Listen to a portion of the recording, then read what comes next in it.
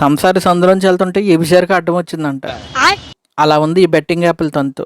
ఆడింది నువ్వు, పెట్టుబడి పెట్టింది నువ్వు, పోగొట్టుకుంది నువ్వు, ప్రాణాల మీదకి తెచ్చుకుంది కూడా నువ్వే.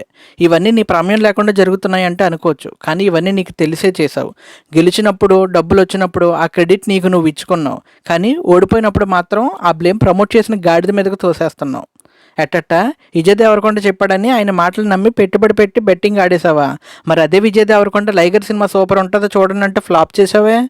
ఓహో, ఇందులో నీ స్వలాభం ఉంది కదా, అందుక సిగ్గుండాలరా. నీ అమ్మ అయ్య పగలనక రాత్రనక కుక్కల్లా కష్టపడి వాళ్ళ రక్తాన్ని చెమటగా మార్చుకుని మిమ్మల్ని చదివించి మీ రెజ్యూమ్స్లో సన్ ఆఫ్ లేదా డాటర్ ఆఫ్ అని పెట్టుకునే స్థాయిని మీకు కల్పిస్తే మీరు చేసే పనులు ఇయ్యా?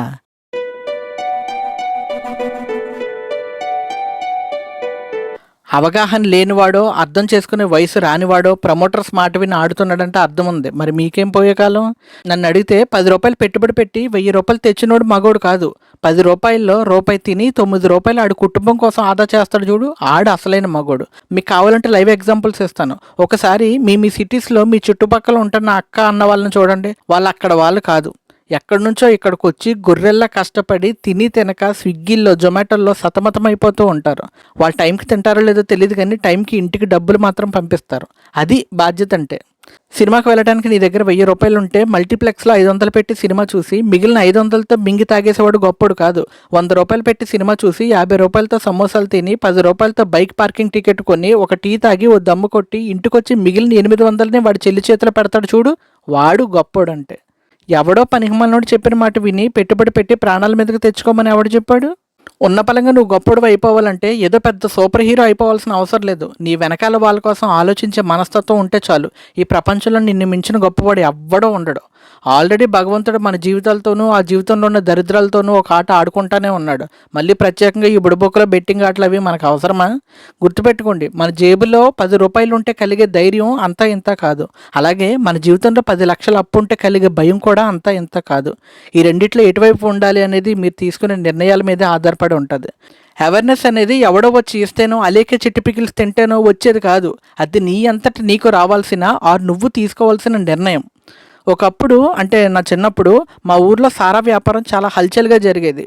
ఆ సారాకే ఎంతోమంది విపరీతంగా అడిక్ట్ అయిపోయేవాళ్ళు. కానీ ఒకసారి ఏమైందో తెలియదు, కానీ సడన్గా అందరూ సారా తాగటం మానేశారు. ఆ సారా వ్యాపారం చేసేవాళ్ళు కూడా దారుణమైన లాస్ని చవిచూశారు. ఎంత లాస్ అంటే ఇంటికొచ్చి మరి ఆ సారా ప్యాకెట్ని, ఆ ప్యాకెట్ అని ఎందుకంటున్నానంటే అది వాటర్ ప్యాకెట్లా ఉంటుంది అందుకనమాట. సో ఇంటికొచ్చి మరి అప్పుగా అయినా పర్వాలేదు తీసుకోండి అని బతిమలాడే స్థాయికి పడిపోయింది వాళ్ళ వ్యాపారం. దానికి కారణం ఏంటో నాకు ఇప్పటికీ తెలియదు. ఎన్నోసార్లు తెలుసుకోవడానికి ట్రై చేశాను కానీ కుదరలేదు. But what ever the reason, వాళ్ళు ఫ్రీగా ఇస్తామని చెప్పినా సరే ఆ బొక్కలే మాకేం అక్కర్లేదు అనేవాళ్ళు. మరి వాళ్ళకి ఇష్టం లేకో ఇంట్రెస్ట్ లేకో మొత్తానికి మానేశారు. సో అలాగే మీకు కూడా దీనివల్ల రూపాయి ఉపయోగం లేదు, నా కుటుంబం రోడ్డు మీద పడిపోవడం తప్ప అనే ఆలోచన వస్తే చాలు, అందరం బాగుంటాం. అండ్ ఈ సారా వ్యాపారం చేసుకునే వాళ్ళ పరిస్థితి ఏంటి అని మీలో కొంతమంది అనుకుంటూ ఉండొచ్చు. బాధపడకండి, వాళ్ళు ఇప్పుడు లైసెన్స్ తీసుకుని బెల్ట్ షాప్ పెట్టుకున్నారు. అండ్ అఫ్ కోర్స్ ఏదో ఒక సైడ్ మాట్లాడి రెండో సైడ్ వదిలేశాడు అనే గుడిసెటి పేరు నాకు వద్దు. సో దీని గురించి కూడా మాట్లాడతాను. యాక్చువల్లీ ఇందులో ప్రమోట్ చేసిన వాళ్ళలో సగం మందికి దానివల్ల ఎంతమంది ప్రాణాలు పోతున్నాయి అని తెలియదు. అందుకే వాళ్ళు బయటకు వచ్చి మరి క్షమాపణలు అడుగుతున్నారు. వాళ్ళ వల్ల నష్టం పోయిన వాళ్ళకి తిరిగి సాయం కూడా చేస్తున్నారు. ఒక సేల్స్ మ్యాన్ దగ్గరికి ఒక కస్టమర్ వచ్చి బాగా షార్ప్గా ఉండే ఒక కత్తిని కొనుక్కుని ఎవరినో పొడి చేశాడంట. ఇప్పుడు మనం ఏం చేస్తున్నాం? పొడిచిన వాడిని వదిలేసి అమ్మినోడిని పట్టుకుని బ్లేమ్ చేస్తున్నాం. అఫ్కోర్స్ కొంతమంది కావాలని కత్తి చేతిలో పెట్టిన కొడుకులు కూడా ఉంటారు అనుకోండి. అయినా ఆడేవాడు ఆగిపోతే అమ్మేవాడు ఏం పీకుతాడండి? ఇప్పుడు నిజంగా కావాలని ప్రమోట్ చేసిన వాళ్ళ గురించి మాట్లాడదాం. ఎరా కడుపు కూడి తింటున్నారా పీ తింటున్నారా మీరా? మీ వల్ల కొన్ని 100 మంది ప్రాణాలు పోయాయి తెలుసా? అయినా కానీ మీకు అసలు ఇంత కూడా చలనం లేదు కదా. మీ వల్ల ఎన్ని ప్రాణాలు పోయాయో తెలుసా?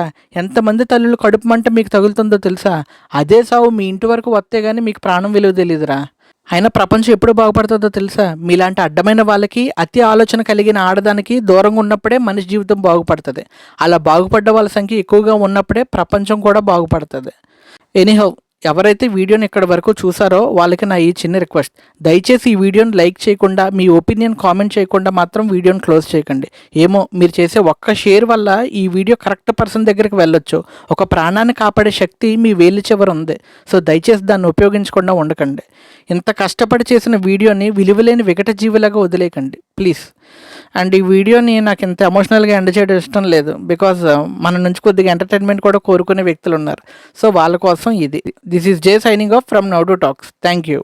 బెట్టింగ్ యాప్స్ని ఆడకుండా ఉండటానికి మనిషి చాలా ఎక్స్పెన్సివ్ మూమెంట్స్ని దాటుకొని రావాలి. లైక్ ఇన్స్టెంట్గా వచ్చే వాటిని నమ్మకుండా ఉండటం, ఇన్ఫ్లుయెన్స్ ప్రమోషన్స్ని నమ్మకుండా ఉండటం, చెత్త సజెషన్స్ ఇచ్చే ఫ్రెండ్స్ని నమ్మకుండా ఉండడం, అప్పు చేయాలనే ఆలోచనకి దూరంగా ఉండటం. ఏంటి బొక్కలో ఒక బెట్టింగ్ ఆడకుండా ఉండడానికి ఇన్ని ఎక్స్పెన్సివ్ మూమెంట్స్ని వదిలేయాలా అని అనుకునే వాళ్ళందరికీ ఇదే నా ఎక్స్పెన్సివ్ ఆన్సర్. ఇవి ఎక్స్పెన్సివ్ అన్నావు అంటే నీ అంత చీప్ ఫెలో ఇంకెక్కడ ఉండడు.